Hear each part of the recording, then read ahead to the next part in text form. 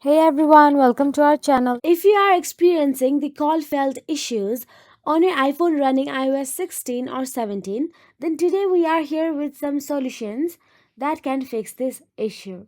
So let's get started. Firstly, all you have to do is open the phone app on your iPhone and simply go to the keypad option available there by tapping in the keypad at the bottom. So now, once inside the phone, dial star hashtag 31 hashtag and press the call button.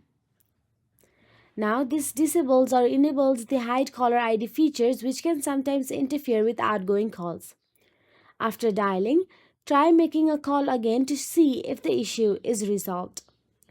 If the issue is not resolved, then simply go to the home screen and tap on the settings app option available there. Now inside settings, scroll down and tap on the general. Once inside general, all you have to do is scroll till the bottom and look for the transfer or reset iPhone. Tap on it, then tap on reset, then tap on reset all settings. If you found this video helpful, please like, share and subscribe our channel, and thank you so much for watching.